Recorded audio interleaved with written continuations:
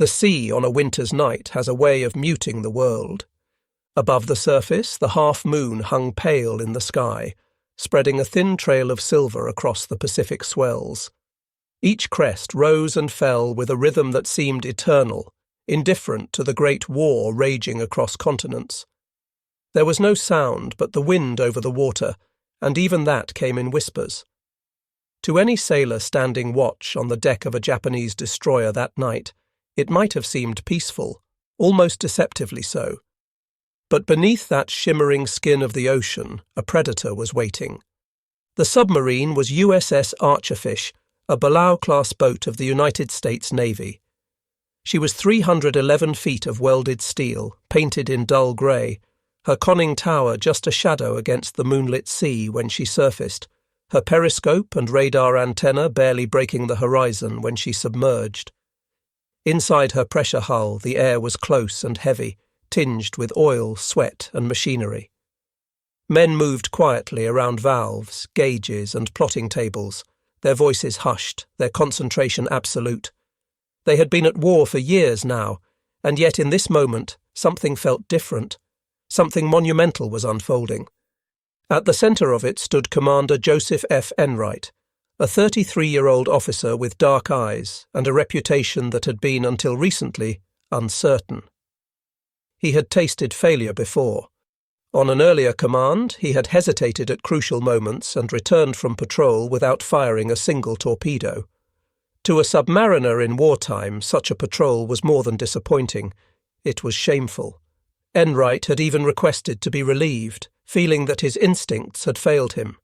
He carried that scar into every decision he made now. Tonight, in these black waters south of Honshu, he intended to redeem himself. Enright stood at the periscope, one hand resting lightly on the grip, the other fingering a rosary in his pocket. He was Catholic, and while not outwardly pious, he found comfort in that string of beads when responsibility weighed on him. And responsibility was heavy tonight. Somewhere to the north, beyond the headlands of Tokyo Bay, an enormous Japanese vessel was moving. The radar operator had called it out first, just a blip, 12 miles away, steady on a southwest course. The contact was large, unmistakably so, and Enright knew in his bones that this was no ordinary freighter. The question was, what was it? The Archerfish had been assigned to lifeguard duty earlier in the evening, waiting to rescue downed American airmen from raids that never launched. Now, free to roam, she had stumbled across a prize, though no one aboard yet knew its true magnitude. Enright's thoughts turned to the great Japanese battleships, the Yamato and Musashi, behemoths that had shaken the seas. Musashi had been sunk at Leyte Gulf just weeks earlier, hammered by waves of American bombers. Could Yamato herself be coming out? Or was this something even stranger, something new? The submarine shuddered slightly as she adjusted course. In the control room, men bent over the plotting board, tracing the lines of relative motion, adjusting bearings with grease pencils. They worked with quiet urgency, knowing that timing and geometry meant life or death. A mistake here would not only lose the target, but could invite destruction from the destroyers that certainly screened her. For now, though, Archerfish kept her distance, shadowing on the surface, using the darkness and the thin edge of cloud to hide her silhouette. Inside the submarine, life was tense but disciplined. The crew had long since learned to live in tight quarters. Torpedo men slept alongside their weapons in the forward room, officers shared bunks in shifts, and every man knew his station by instinct. The air carried a constant hum, fans, pumps, the low murmur of the diesels when surfaced. Men wore sweat-stained khakis, some stripped to undershirts in the muggy compartments. On nights like this, nerves heightened every sound, the creak of the hull as the sea pressed in, the slap of waves against the bow, the faint buzz of the radar screen. Each sound was magnified by expectation. And Enright was not about to let expectation become hesitation again. He had resolved that months earlier when he sat across a poker table at Midway Naval Base. A senior officer had studied his aggressive bluffing and asked him, "Joe, "Would you command a submarine the way you play cards?" His answer had been simple. Yes, that answer had bought him another chance. Now, at the periscope, that chance was about to be tested. What Enright could not know yet was the scale of what lay before him. The ship he was stalking was Shinano, the pride of Japanese shipyards, and at 71,890 tons fully loaded, she was the largest aircraft carrier the world had ever seen. She had been completed in secrecy, commissioned only days earlier, and sent into the night with skeleton training and unfinished systems. She was supposed to be a symbol of strength, of defiance. Instead, she was steaming unknowingly toward a single submarine, commanded by a man who needed redemption as badly as the Japanese Navy needed a miracle. The moon slipped briefly behind a veil of clouds, darkening the horizon. In that moment, the men aboard Archerfish felt the ocean grow even quieter, as though holding its breath. Enright leaned into the eyepiece once more. The silhouette was faint, but there, it loomed. He saw the escorts, darker smudges cutting through the water around the main vessel. A destroyer turned sharply, racing toward them, and for an instant it seemed the hunter had become the hunted. Then, inexplicably, the destroyer sheared off, wheeled back, and resumed station alongside its charge. The chance remained. Enright whispered to his officers, calm but firm. "Stay with her. Let her zig. We'll find where she straightens out." His words carried not just orders, but a promise, to himself, to his men, to his career. He would not hesitate this time. He would trust his instincts. He would strike. The clock ticked toward midnight. Somewhere ahead, the largest warship in history moved through the night, unaware that beneath the calm sea, a submarine and her determined captain had locked her in their sights. The stage was set. The game of patience, geometry, and fate had begun. The year was 1944, and the tide of the Second World War had turned with a force that was now undeniable. For Japan, the empire that had once stretched from the frozen Aleutians to the steaming jungles of Burma, the war was no longer about expansion. It was about survival. The empire stood on the defensive, battered from the air, strangled at sea, and bleeding in its outer island fortresses. The Pacific was no longer a vast moat protecting the Japanese home islands. It had become a battlefield that shrank with each passing month. American forces had leapt from island to island in a relentless advance. The Solomons, the Gilberts, the Marshalls, and then the Marianas.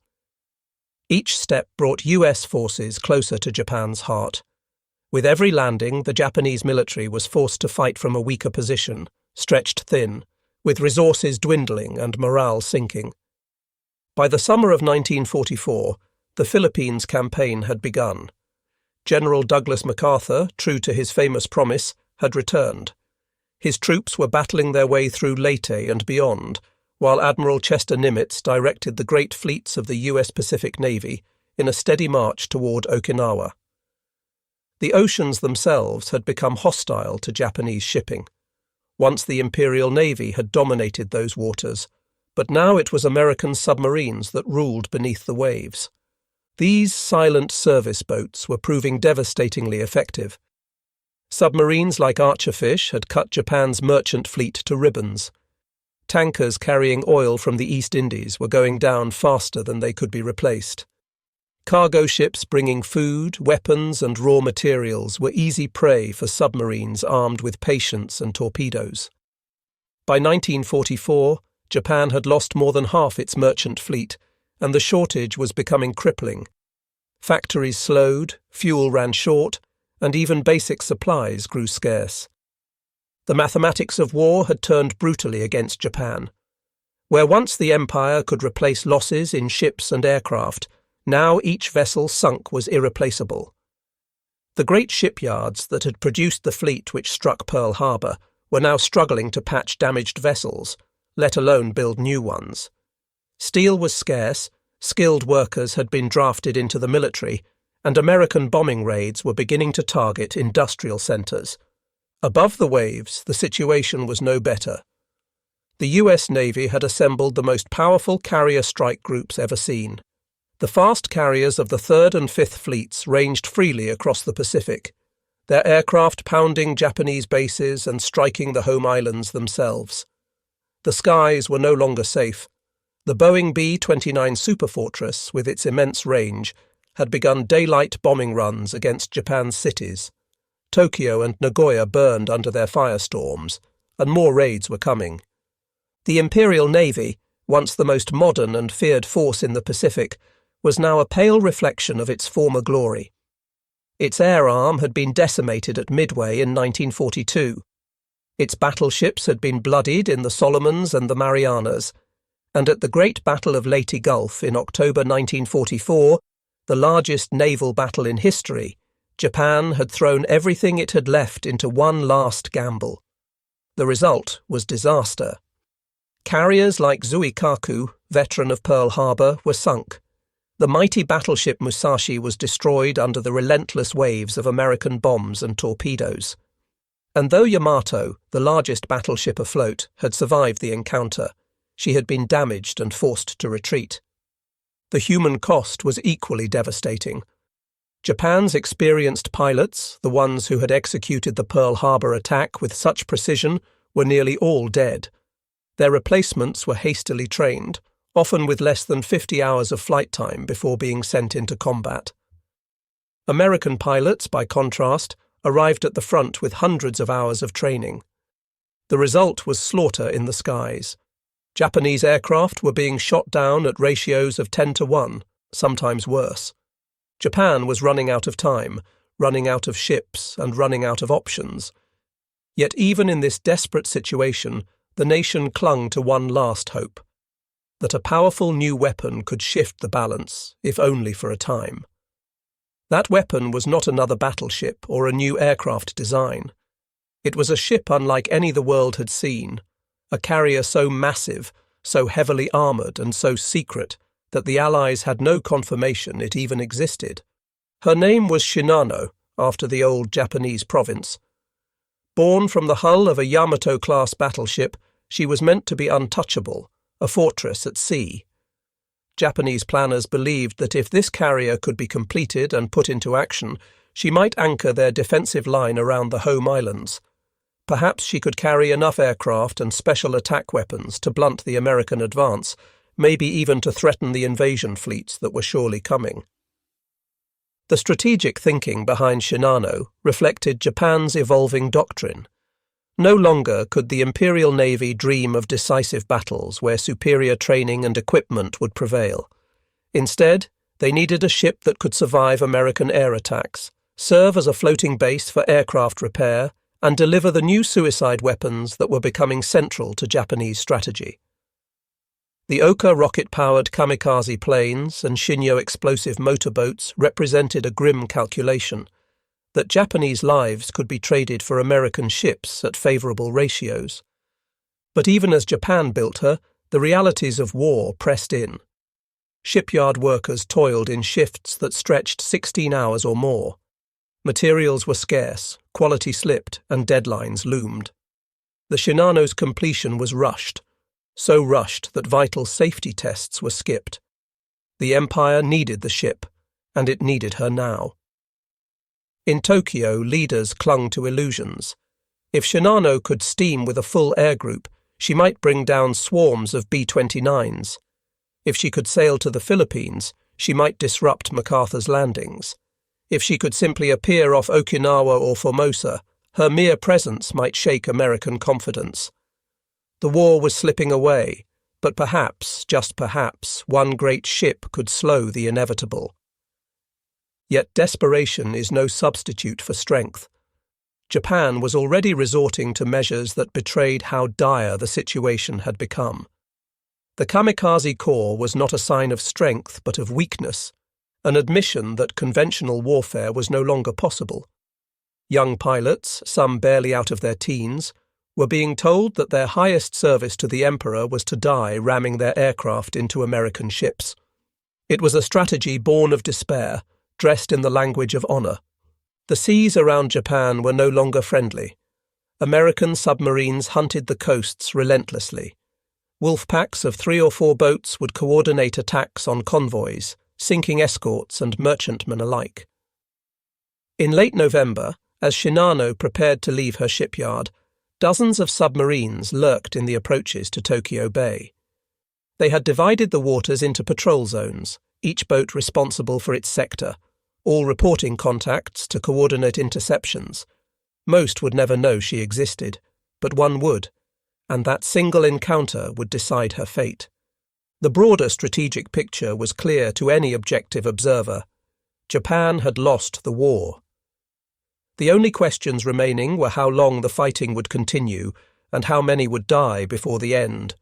But for those caught in the machinery of war, the sailors, the shipbuilders, the pilots, such clarity was impossible. They continued to fight, to build, to hope, because the alternative was unthinkable. By November 1944, Japan was an empire under siege, its seas patrolled by unseen predators, its skies burned by firebombs, its cities trembling under the certainty of invasion. Into that storm sailed Shinano, a colossal ship, unready, untested, and carrying the burden of a nation's last hopes. And waiting for her, unseen in the night, was a submarine commanded by a man seeking redemption. Every great warship begins as a drawing on paper, lines on a blueprint that promise steel, power, and prestige. The story of Shinano began in just that way, but her destiny would change more than once before she ever touched salt water. She was conceived in 1940, at the height of Japanese naval ambition, as the third of the Yamato-class battleships. These were to be the largest, heaviest, most heavily armed battleships ever built, designed to outmatch anything afloat in the American or British fleets. Their armour was thicker, their guns larger, their displacement greater. They were symbols of an empire that sought dominance of the seas. The Yamato class represented a philosophy of naval warfare that dated back decades. Japanese strategic thinkers, aware that their nation could never match American industrial capacity, believed in qualitative superiority. If Japan could not build more ships than America, it would build better ships. Each Yamato-class battleship would be worth 2 or 3 of its American counterparts. Their 18.1-inch guns could strike targets at ranges where enemy vessels could not respond. Their armour could shrug off shells that would cripple lesser ships. 2 of her sisters were completed to that original design, Yamato and Musashi, each mounting 9 immense guns capable of hurling shells weighing nearly 3,000 pounds farther, and with more destructive power than any naval artillery before them. These shells could penetrate 16 inches of armour at ranges exceeding 25 miles. Shinano's keel was laid down at Yokosuka Naval Arsenal, one of the Empire's great shipyards, with every expectation that she would follow them into the Pacific as a floating fortress. The construction began with ceremony and pride. Shinto priests blessed the ground where she would rise.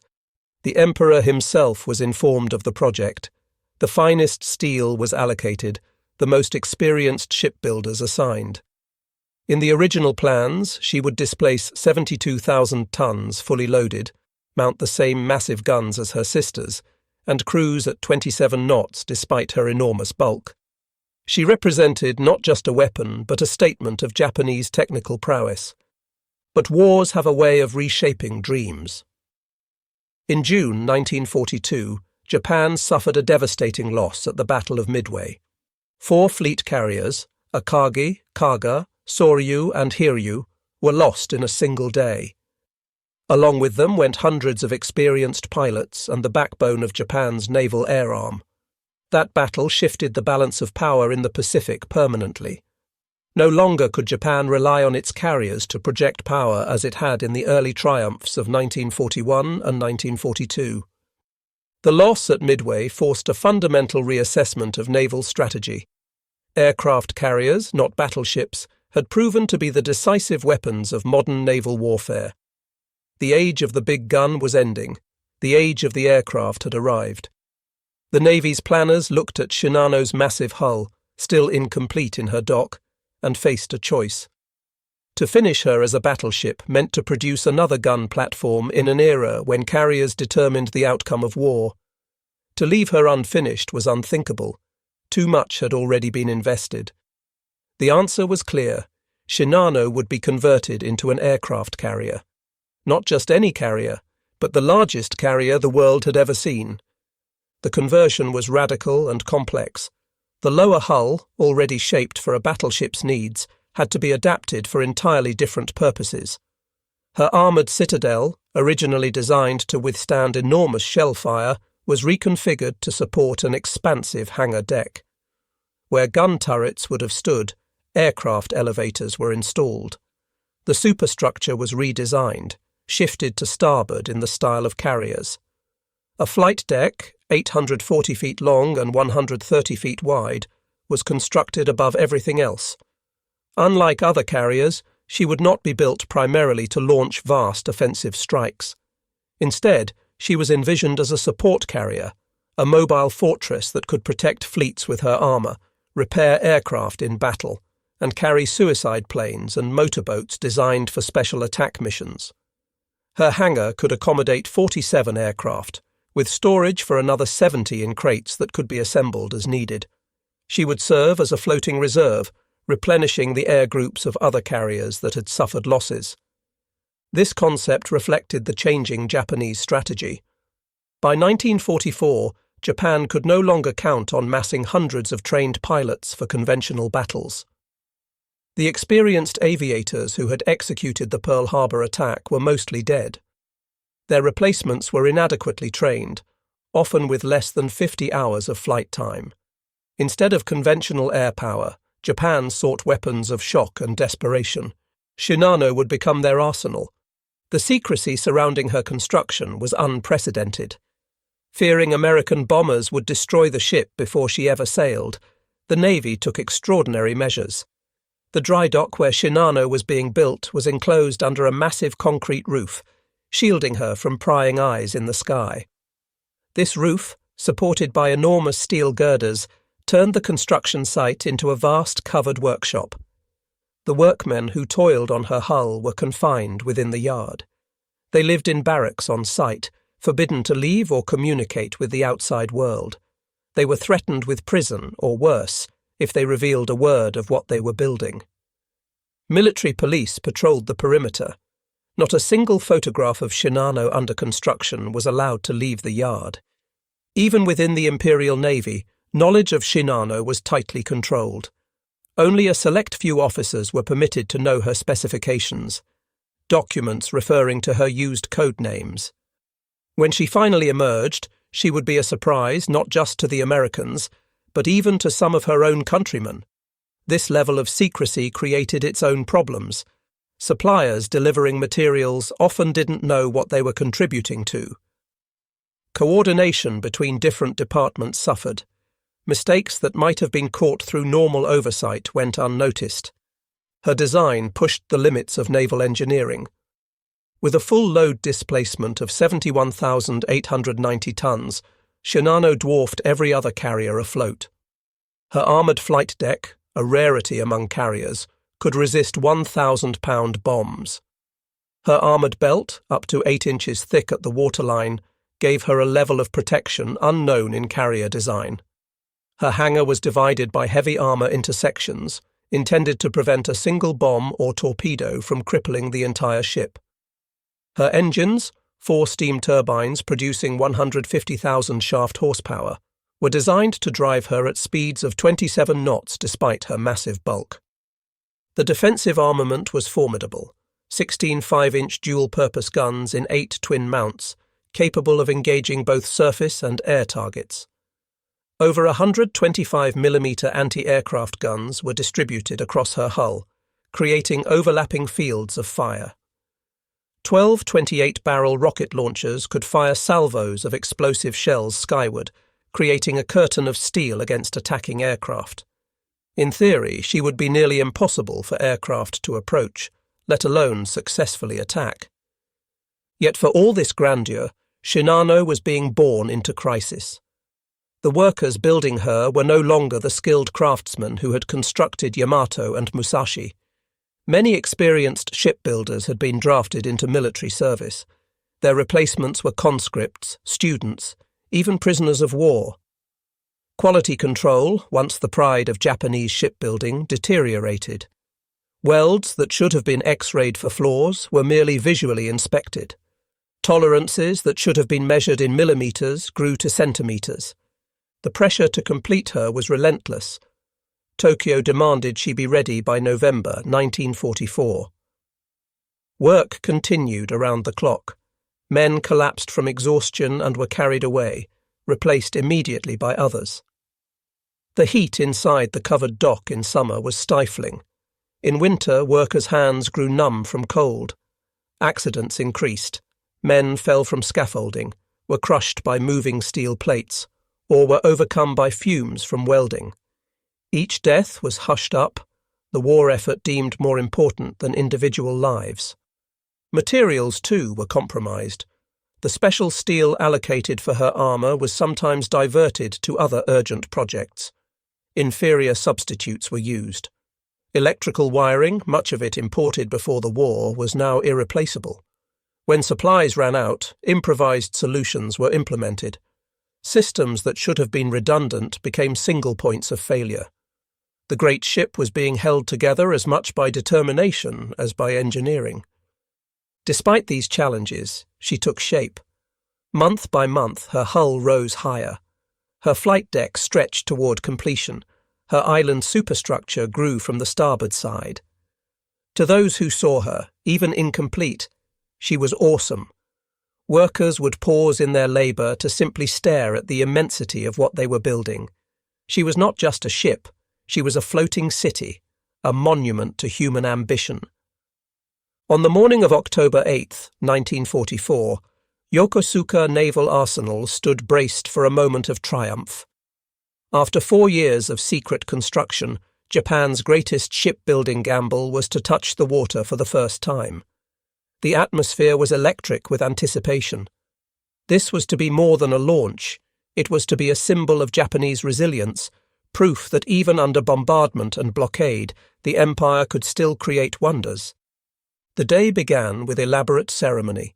At dawn, Shinto priests in white robes arrived to conduct purification rites. They waved streaming wands of white paper, chanted ancient prayers, and sprinkled salt to purify the ground. An altar was erected near the bow, offerings of rice, fish, and sake placed before it. The priests called upon the kami, the spirits of water, wind, and steel, to protect the vessel and grant her victory. High-ranking naval officers arrived in dress uniforms, their chests heavy with medals. Representatives from the imperial household were present. Workers, exhausted from years of labour, were given new clothes for the occasion. They stood in neat ranks, pride momentarily overcoming fatigue. Bands played martial music. Flags flew from every available point. The concrete roof that had hidden Shinano for so long had been partially removed, allowing shafts of sunlight to illuminate her hull. The launch plan was precise. Dry dock number 6 would be slowly flooded through controlled valves. As the water rose, Shinano would lift from her building blocks and float free. She would then be guided by tugs to a fitting-out pier where her final equipment would be installed. It was a procedure the shipyard had performed hundreds of times. What could go wrong? At 10:30 a.m. the order was given to begin flooding. Workers turned the valve wheels, and seawater began to flow into the dock. At first, everything proceeded normally. The water rose steadily, inch by inch, creeping up Shinano's hull. Spectators watched expectantly. Then, without warning, catastrophe struck. The caisson gate sealing dry dock number 6 from Tokyo Bay collapsed. The massive steel barrier, designed to hold back the ocean, failed under the crushing pressure. Instead of a controlled flooding, a torrent of seawater burst inward with unstoppable force. The sound was like thunder, a roaring cascade that drowned out all other noise. In seconds, millions of gallons of water surged into the dock. Shinano, instead of rising gently, was hit by a wall of water. The massive ship surged forward like a cork blasted from a bottle, her 70,000 tons of steel driven by hydraulic force. She slammed into the dock's far wall with a grinding crash that shook the earth. The impact sent tremors through the shipyard. Windows shattered a quarter-mile away. Mooring cables, thick as a man's arm, snapped like threads. The recoil sent them whipping through the air with lethal force. One cable decapitated a worker, another crushed 3 men against a crane. The great hull rebounded from the impact and swung sideways, her stern smashing into the dock's side wall. She seesawed back and forth, a massive pendulum of destruction, crushing everything in her path. For long minutes, chaos reigned absolute. Workers fled in panic, some diving into the churning water to escape the swinging hull. Others were swept away by the torrent. Officers shouted orders that no one could hear over the roar. The carefully choreographed ceremony had become a disaster. The band's instruments were scattered, flags torn away, the Shinto altar smashed to splinters. When the water finally stabilized and Shinano came to rest, the damage was surveyed. Miraculously, despite the violence, no fundamental structural damage had occurred to the ship herself. Her hull bore dents and scrapes, twisted fittings and broken railings, but her integrity remained. The human cost was another matter. 17 workers were dead, 43 injured. Some bodies were never recovered, swept out to sea or crushed beyond recognition. But perhaps the greatest damage was psychological. To the Japanese workers and sailors, ships were not mere machines. They possessed spirits, souls that needed to be properly honoured. A ship whose launch was marked by disaster was considered cursed by the kami. The violent, uncontrolled launch was the worst possible omen. Word spread quickly through Yokosuka, then beyond. Whispers followed wherever Shinano's name was mentioned. She killed men before she even touched the sea. The ocean itself tried to reject her. The kami have turned their faces away. Captain Toshio Abe, newly appointed to command Shinano, tried to suppress such talk. A stern, practical officer who had survived Midway, he had no patience for superstition. In a speech to the crew, he dismissed the accident as meaningless. "Steel and engines have no spirit," he declared. "Discipline and training win battles, not omens." But even as he spoke, he could see doubt in his men's eyes. Sailors are superstitious by nature, and Japanese sailors especially so. Many made private offerings at shrines, seeking protection against the curse they believed clung to their ship. The repairs from the launch disaster were rushed, as everything about Shinano had become rushed. New plates were welded over damaged areas. Bent fittings were hammered straight or replaced. Paint covered the scars. Within 3 weeks, external evidence of the catastrophe had been erased, but those who had witnessed it could not forget. The image of that massive hull slamming back and forth, the screams of crushed workers, the sense that something fundamental had gone wrong, these memories persisted. Work resumed at an even more frantic pace. The November deadline loomed, and the accident had cost precious time. Safety procedures, already compromised, were further reduced. The watertight doors that should have been tested under pressure were merely checked to see if they closed. Electrical systems that should have been thoroughly inspected were given cursory reviews. The assumption seemed to be that if Shinano looked complete, she was complete. The crew assigned to her reflected this haste. Normally, a carrier's complement would train together for months before deployment. They would drill until every man knew not just his own job, but could fill in for others. Damage control, the art of saving a wounded ship, required particular expertise. Teams needed to work in perfect coordination, sealing compartments, manning pumps, fighting fires, all while potentially in darkness with the ship listing. But Shinano's crew was assembled from wherever men could be found.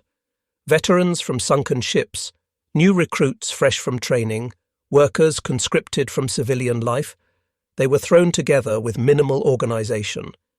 Many didn't even speak the same dialect of Japanese. The officers tried to conduct drills, but time was too short, the crew too green. When they practiced damage control procedures, confusion reigned. Men got lost in the maze of passages. Equipment was in the wrong places. Orders were misunderstood. Among the crew, talk of the curse persisted. Petty officers reported that men were requesting transfers, claiming illness, even injuring themselves to avoid sailing on Shinano.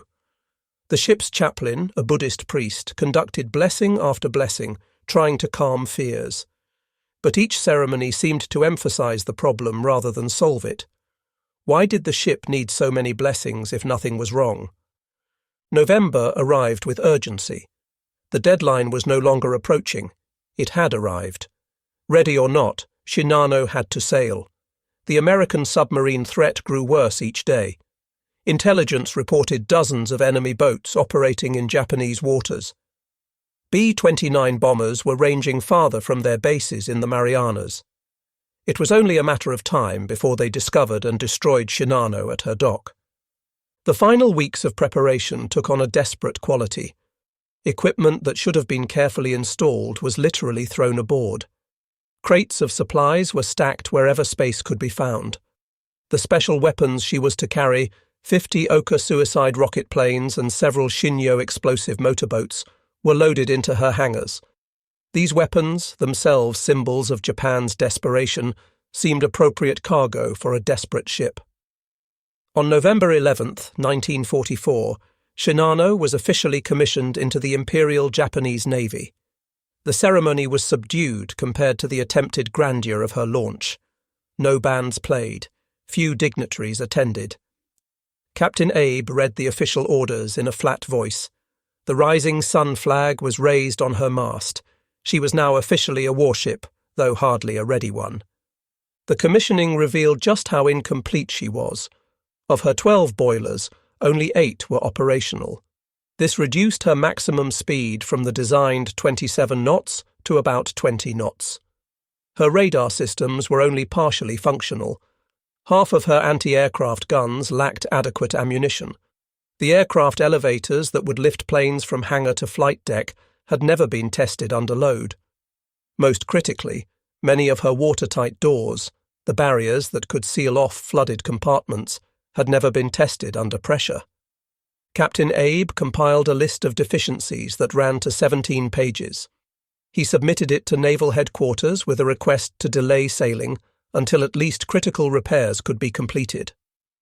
The response was swift and uncompromising. Shinano would sail as scheduled. The naval staff's reasoning was political as much as military. Word of the supercarrier's existence was spreading. She needed to be revealed as a symbol of strength, not discovered as a bombed wreck. The sailing orders were specific. Shinano would depart Yokosuka on the night of November 28th, steam south along the coast, and reach Kure Naval Base in the inland sea. There, protected from submarines by narrow straits and from bombers by distance, she would complete her fitting out. The voyage would take only about 20 hours. What could go wrong in 20 hours?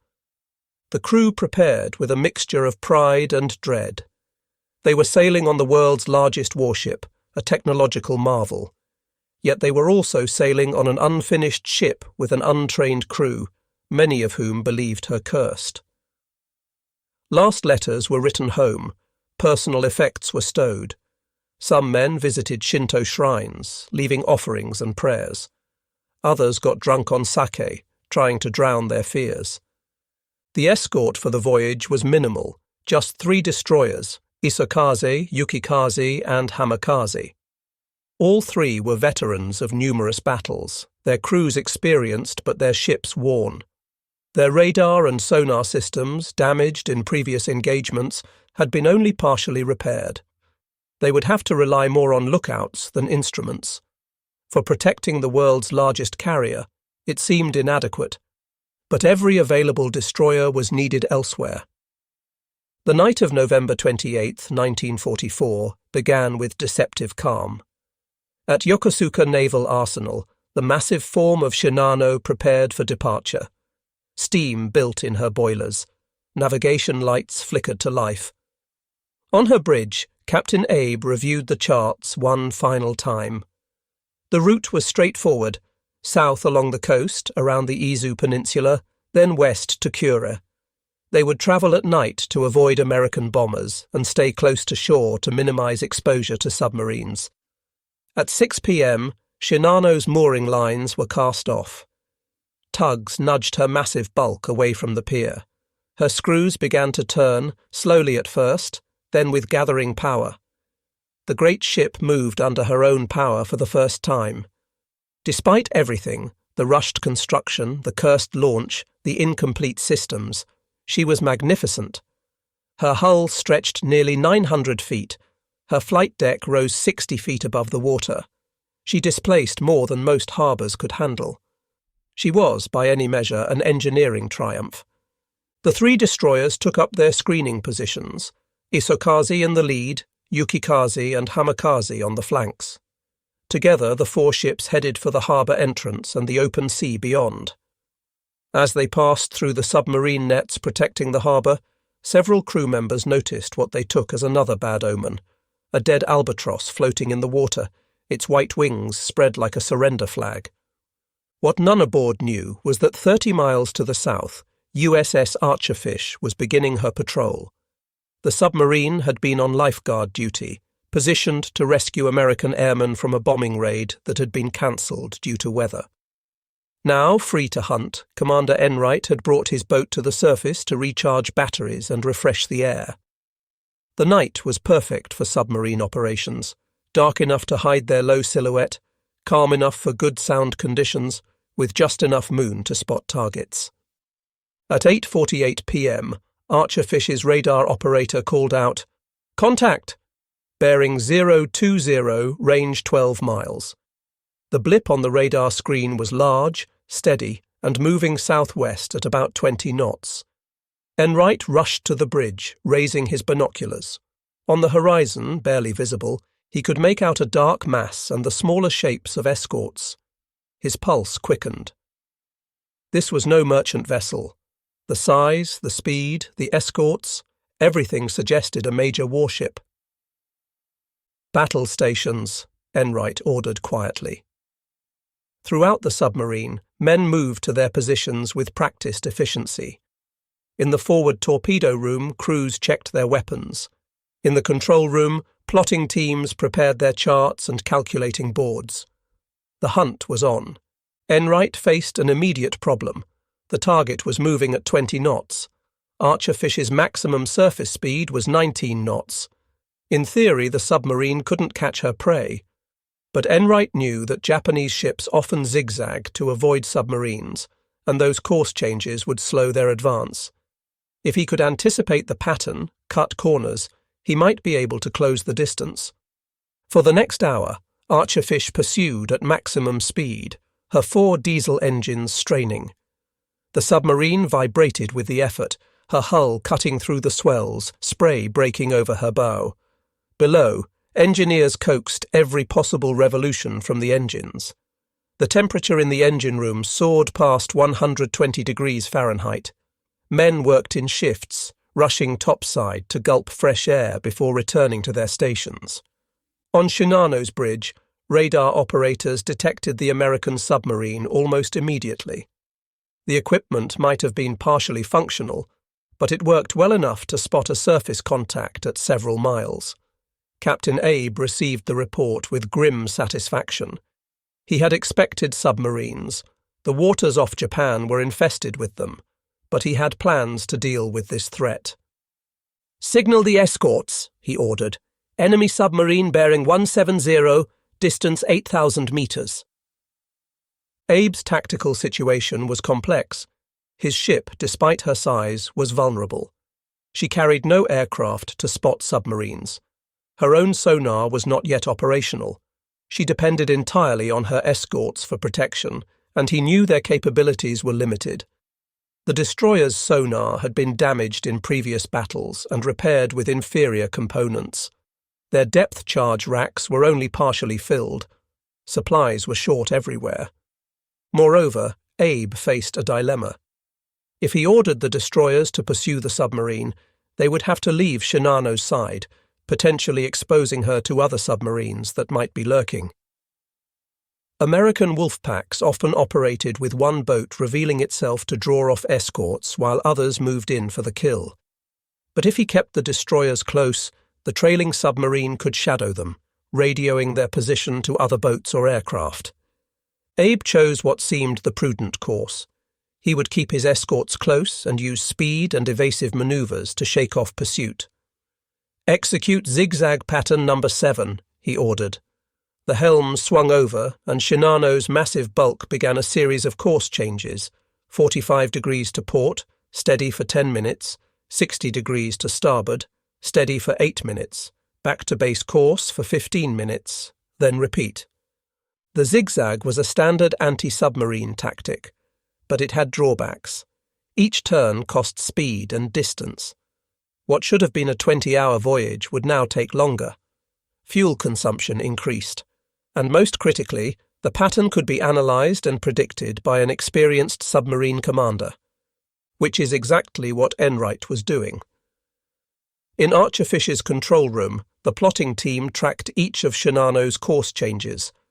Lieutenant Commander Robert Bobczynski, the executive officer, bent over the chart table, measuring angles and times. "She's following a standard pattern," he reported. "If we cut across her turns, we can gain distance." It became a deadly game of geometry. Shinano would turn away, opening the distance. Archerfish would cut the corner, closing it again.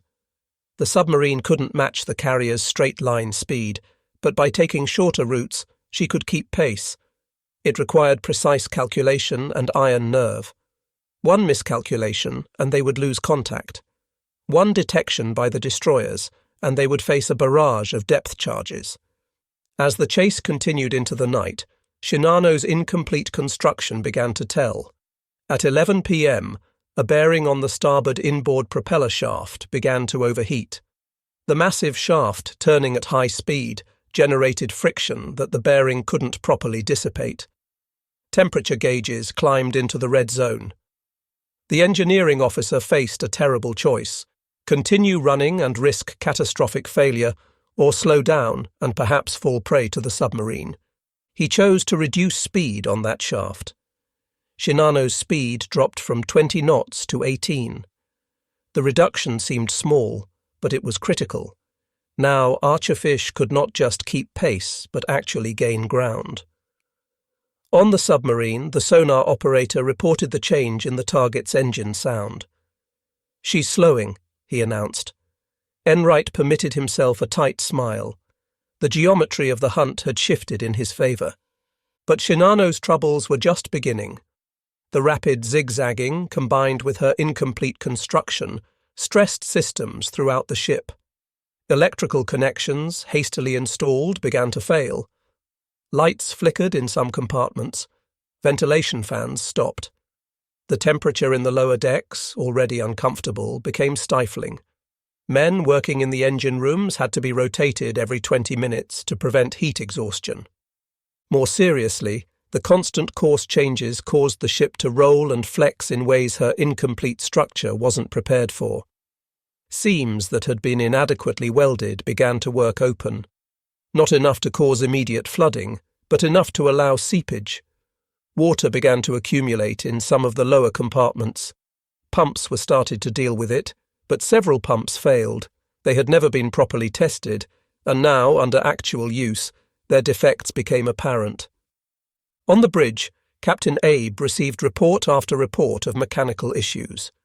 Each one was minor in itself, but collectively they painted a picture of a ship coming apart under stress. He faced an agonizing decision. He could slow further, nursing his ship to port but making her an easier target. Or he could maintain speed and risk more serious breakdowns. He chose a middle course, reducing speed to 16 knots and moderating the zigzag pattern. By 2 a.m. on November 29th, the deadly dance had continued for over 5 hours. Archerfish had closed to within 7,000 yards of her target, still too far for a torpedo attack, but close enough to maintain solid contact. The submarine's crew was exhausted but exhilarated.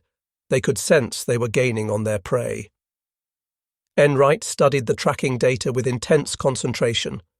Shinano's pattern was becoming clear. Despite the zigzags, she consistently returned to a base course of 210 degrees, southwest toward Kure. If he could position Archerfish ahead of that track, if he could predict when she would steady on that course, he would have his shot. "Take her down to radar depth," he ordered. The submarine slipped beneath the surface, leaving only her radar antenna above water. This reduced her speed, but made her much harder to spot. Now she was truly a hunter in the darkness, invisible but watching. On Shinano, the mood was increasingly tense. The submarine had been trailing them for hours. Why hadn't it attacked? Why hadn't it been driven off? Some officers suggested it was calling in other boats, that they were being herded into a trap. Captain Abe dismissed such speculation, but privately he wondered. American submarine tactics had evolved throughout the war. They were more aggressive now, more coordinated. At 2:56 a.m., fate intervened. Isokaze, the lead destroyer, spotted what her lookouts believed was a periscope off the starboard bow. Without waiting for orders, her captain increased speed and charged toward the contact. The destroyer's bow wave rose white in the darkness as she accelerated to 35 knots. On Archerfish, the sonar operator's voice rose in alarm. "High-speed screws approaching." Destroyer bearing 340, closing fast. Enright had seconds to decide. Crash dive and probably lose his target forever, or hold his depth and risk detection. He chose to dive, but only to 150 feet, shallow enough to resurface quickly. "Rig for silent running," he ordered. "Rig for depth charge." The destroyer passed directly overhead, her screws thundering through the water. Every man on Archerfish held his breath, waiting for the splash of depth charges. But none came. Isokaze had lost contact and, more importantly, had violated Captain Abe's orders to maintain formation. A sharp signal from Shinano's bridge ordered her back into position. The moment Isokaze turned away, Enright brought Archerfish back to periscope depth. Shinano was still there, still on course, now only 4,000 yards away. The opportunity he had waited for all night was at hand. At 3:15 a.m., everything aligned. Shinano steadied on her base course of 210 degrees. She was broadside to Archerfish, range 1,400 yards, speed 16 knots. In submarine warfare, it was the perfect setup, close enough for accuracy, angled for maximum target area, slow enough for a good solution. Enright made his final observations through the periscope. The carrier filled his view, massive beyond anything he had ever seen. Her flight deck stretched like a cliff face. Her island structure rose like a building. He could see lights in some of her portholes, the shadows of her escorts, the white water at her bow. He sketched quickly, recording her strange rounded bow, unlike any carrier in the recognition manuals. "Final bearing and shoot," he ordered. "Make ready all tubes." In the forward torpedo room, 6 Mark 14 torpedoes were ready. These weapons had been troublesome earlier in the war, with defective detonators and running depths. But the problems had been fixed. Now they were reliable ship killers, each carrying 600 pounds of Torpex explosive. "Set depth 10 feet, Enright ordered. It was unusually shallow, but he remembered advice from a senior officer. Against carriers, hit high on the hull where the damage would affect stability, not just cause flooding. The fire control party made their final calculations. Target speed, angle, distance, all were fed into the torpedo data computer, an analog device that calculated the correct firing angle. The solution was checked and double-checked. There would be no second chance. "Fire one!" The submarine shuddered as the first torpedo left its tube. A blast of compressed air ejected the weapon, which immediately came to life, its propellers spinning, driving it toward the target at 46 knots. "Fire two!" 8 seconds between shots, giving each torpedo time to clear before the next launched.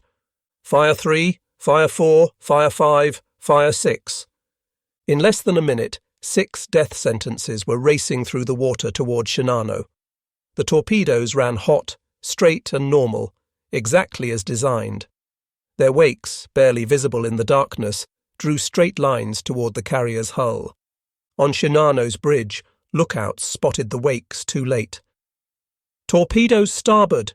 came the cry. Captain Abe ordered full rudder, but the carrier's massive bulk responded slowly. She had barely begun her turn when the first torpedo struck.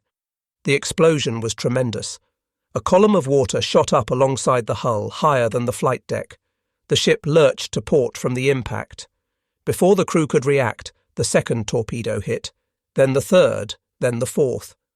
4 hits in less than 30 seconds, all on the starboard side, all between the bow and the island structure. The first torpedo struck at frame 104, near an aviation fuel tank that was fortunately empty. The explosion tore a hole 20 feet wide in the hull, flooding adjacent compartments instantly. The second hit frame 142, destroying the starboard outboard engine room. Men on duty there were killed instantly as seawater and superheated steam filled the space. The third torpedo struck frame 166, opening the number 3 fire room to the sea. The fourth hit frame 190, rupturing another fuel tank and sending oil flooding through passages. For a moment, those on Shinano's bridge could barely comprehend what had happened. The ship shuddered with each impact, but she was so large that the torpedoes seemed almost insignificant. Captain Abe's first thought was that she could absorb this damage. After all, she had been built with a battleship's armour, designed to survive multiple torpedo hits. But below decks, catastrophe was unfolding. The incomplete construction that had plagued Shinano now became fatal. Watertight doors that had never been tested failed immediately. Some jammed shut, trapping men in flooding compartments. Others refused to close at all. Seams that had been hastily welded split open under pressure. Electrical panels, soaked with seawater, short-circuited in showers of sparks. The damage control teams responded as best they could, but they were fighting a losing battle. The men had never drilled together as a unit. Orders were confused, contradictory. Some teams rushed to flood countervailing compartments on the port side to correct the list. Others tried to pump out flooded areas. The two efforts worked against each other. In the engine rooms, the situation was desperate. The starboard engine rooms were flooding rapidly.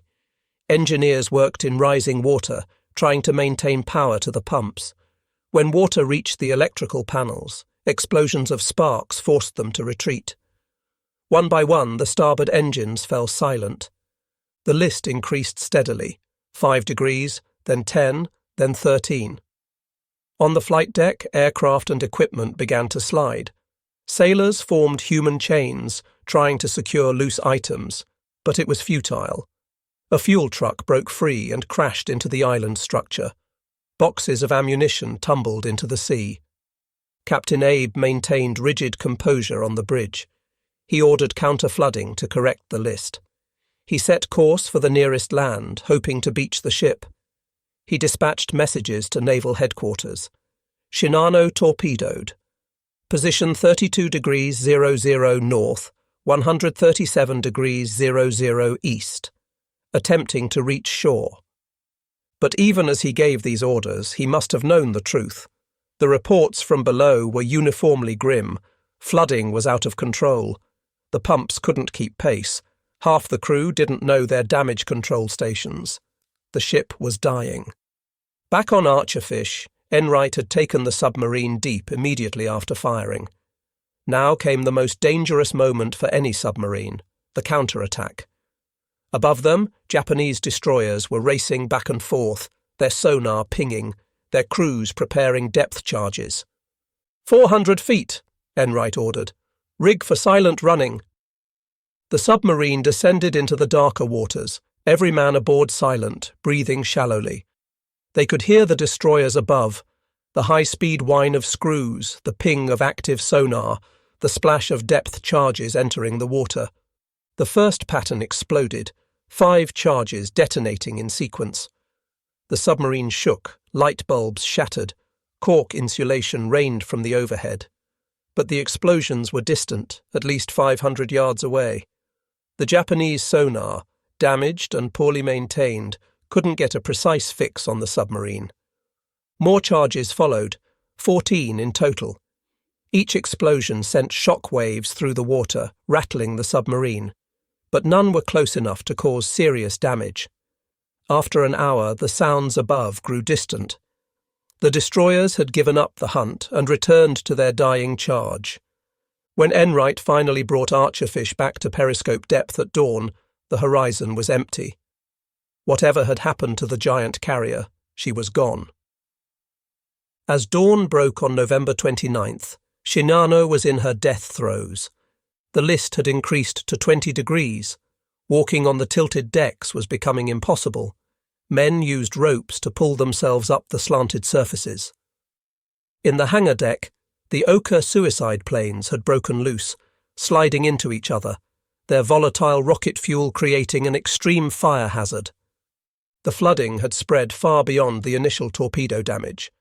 This was the phenomenon naval architects called progressive flooding, water finding paths through doors, vents, cable runs, any opening, spreading like cancer through the ship. Compartments that should have been safe were filling.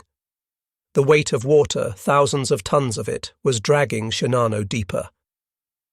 Captain Abe made one last attempt to save his ship. He ordered all engines ahead full, trying to drive Shinano toward shore. But with only the port engines functioning, the ship could barely make 10 knots. She was travelling in circles, her rudder unable to compensate for the uneven thrust. At 0830, Abe authorised the emergency signal. Prepare to abandon ship. It was not yet an order to abandon, but a warning to be ready. Sailors began gathering on the flight deck, helping wounded comrades up from below. Life jackets were distributed. The destroyers moved in closer, preparing to pick up survivors. Below decks, scenes of heroism and tragedy played out. Engineers remained at their posts, keeping the lights on and the pumps running until water drove them out. Medical officers worked in tilting sick bays, trying to evacuate patients. In one flooded compartment, 30 men were trapped behind a jammed hatch. Their hammering could be heard for an hour before it stopped. The end came quickly. At 10:18, the list suddenly increased to 35 degrees.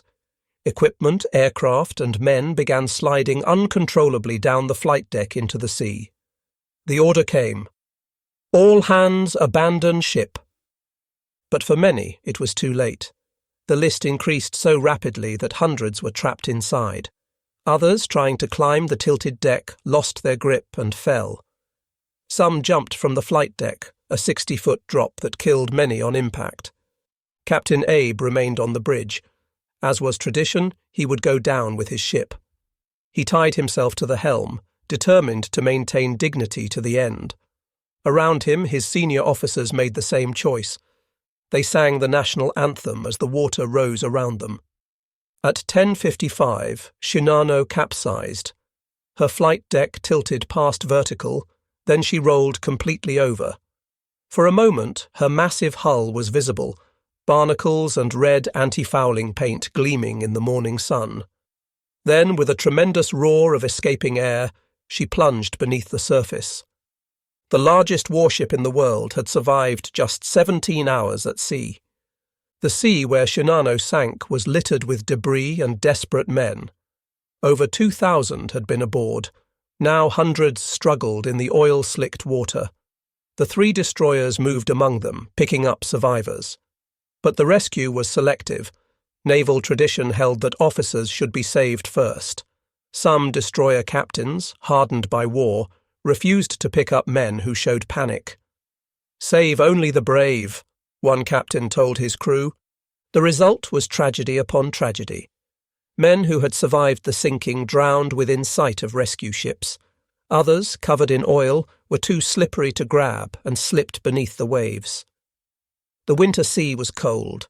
Hypothermia claimed those who weren't picked up quickly. When the rescue ended, 1,080 men had been saved. The remaining 1,435, including Captain Abe and most of his senior officers, were dead. It was one of the largest losses of life in a single ship sinking during the Pacific War. For Japan, the loss was catastrophic, but had to be hidden. Shinano had been a state secret. Her loss would remain one. Survivors were sworn to secrecy. Families of the dead were told only that their loved ones had died in action, not where or how. The official records were sealed. To the Japanese public, Shinano had never existed. But secrets are hard to keep in war. American codebreakers, reading intercepted messages, learned of the sinking within days. The name Shinano appeared in decoded traffic, along with her position when torpedoed. Intelligence officers were puzzled. They had no record of a ship by that name. What had Archerfish sunk? When Enright filed his patrol report in December, claiming to have sunk a carrier of unprecedented size, he was met with skepticism. Navy intelligence insisted no such carrier existed. The highest they would credit him with was a 28,000-ton carrier, still significant, but far short of reality. Only after the war, when American investigators gained access to Japanese records, was the truth revealed. Shinano had displaced 71,890 tons fully loaded. She was indeed the largest carrier ever built at that time, and remains the largest warship ever sunk by a submarine. Enright's instincts had been correct, his redemption complete. The story of Shinano's single voyage carries lessons that transcend the specific events of November 1944. It is a tale of hubris and humility, of grand ambitions undone by fundamental flaws, of how the smallest predator can fell the mightiest prey if conditions align. For Japan, Shinano represented the failure of the decisive weapon philosophy. Throughout the war, Japanese strategists had sought single war-winning weapons, super battleships, divine wind attacks, miraculous carriers. But wars are won by systems, not symbols. While Japan built one massive carrier, America built dozens of smaller ones. While Japan rushed incomplete ships to sea, America took time to train crews properly. The result was inevitable. The technical lessons were equally clear. Size without reliability is vulnerability. Armour without proper damage control is false security. A ship's strength lies not just in steel, but in the training of her crew, the quality of her construction, the integrity of every weld and seal. Shinano failed not because her design was flawed, but because her execution was incomplete. For the submarine force, the sinking validated their war of attrition. Submarines, relatively cheap and crewed by fewer than 100 men, could destroy capital ships worth thousands of times their cost. The silent service had proven it could strike anywhere, any time, against any target. The age of the submarine as a strategic weapon had truly arrived. Commander Enright's personal journey, from failure to redemption, resonated throughout the Navy. His story showed that one failure need not define a career, that persistence and courage could overcome past mistakes. He had faced his demons and emerged victorious. The Navy Cross he received was not just for sinking Shinano, but for the determination to stay in the fight after earlier defeats. The human cost haunts the story. Over 1,400 Japanese sailors died, many of them conscripts who had never wanted to go to war. They died trapped in flooding compartments, thrown from tilting decks, or abandoned in cold water. Their sacrifice achieved nothing. Shinano never launched a plane in anger, never defended the homeland, never justified the resources spent on her construction.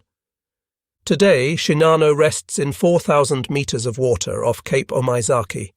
She lies upside down, her flight deck buried in sediment, her hull slowly collapsing under the pressure of depth and time. She is a tomb for the men who died with her, and a monument to the age when nations believed that bigger meant better, that one perfect weapon could change everything. Modern naval strategists study Shinano as a cautionary tale. In an age of nuclear carriers and ballistic missile submarines, the lessons remain relevant. Complexity requires competence. Size demands support. No ship, no matter how powerful, is stronger than the system that builds, maintains, and operates it. The sinking also demonstrates the role of chance in war. Had Shinano sailed a day earlier or later, had Archerfish been assigned elsewhere, had the torpedoes run deep instead of shallow, history would be different. War is not just strategy and technology, but also luck and timing. On that November night in 1944, all the variables aligned perfectly for Archerfish and catastrophically for Shinano. In the years after the war, the story of Shinano and Archerfish became legend in naval circles. Authors wrote books, historians analysed the engagement, veterans shared their memories. Each telling added details, corrected errors, built the narrative that we know today. Commander Enright went on to a successful naval career, retiring as a rear admiral. He rarely spoke publicly about the sinking, maintaining the quiet professionalism of the submarine service. When asked about that night, he would say simply, "We did our duty. The torpedoes worked. We were lucky." But those who knew him understood that it meant everything: the vindication of his courage, the proof that he belonged in command, the second chance that he had seized. The crew of Archerfish held reunions for decades. They would gather, these aging men who had once been young sailors, and remember their moment of glory. They told stories of the long chase, the tension of the approach, the thunder of the torpedoes hitting home. But they also remembered Shinano's crew, fellow sailors who had died doing their duty. War had made them enemies. Time made them all simply men who had served at sea. Some survivors of Shinano also told their stories after the veil of secrecy finally lifted. They spoke of the chaos, the fear, the sight of their mighty ship rolling over and sinking. They remembered Captain Abe's final moments, standing at attention as the water rose. They remembered comrades who had helped them escape flooding compartments, who had given up life jackets, who had pushed others to safety before being pulled under themselves. In Japan, Shinano became a symbol of the war's last phase: grand gestures that achieved nothing, magnificent failures that only added to the suffering. She represented the danger of believing one's own propaganda, of confusing appearance with reality, of rushing toward disaster rather than accepting defeat. For America, the sinking reinforced the democratic nature of naval warfare, that 80 men in a submarine could defeat thousands in a carrier, that patience and skill could overcome size and armour.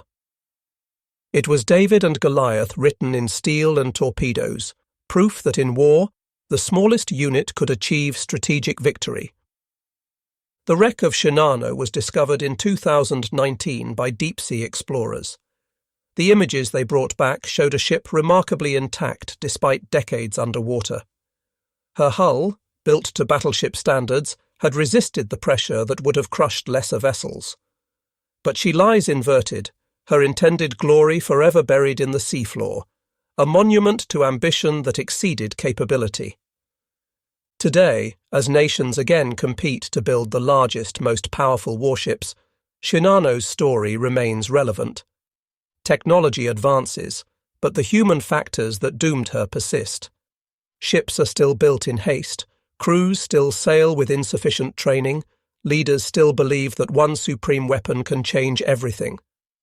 The ghost of Shinano warns against such hubris. The final lesson may be the most universal: that in war, as in life, the race does not always go to the swift, nor the battle to the strong. Sometimes patience defeats power. Sometimes the hunter becomes the hunted. Sometimes a single night's action can echo through history, teaching generations yet unborn about courage, folly, and the thin margin between victory and disaster. On that November night in 1944, two ships met in the darkness of the Pacific. One was the largest of her kind ever built, the other a standard submarine of no special distinction. When the sun rose, only one remained. That is the nature of war at sea, sudden, decisive, and final. The ocean shows no favoritism to size or strength. It swallows all equally, keeping its secrets in the dark depths where Shinano rests still, the largest warship ever sunk by a submarine, a giant felled by a predator she never truly saw.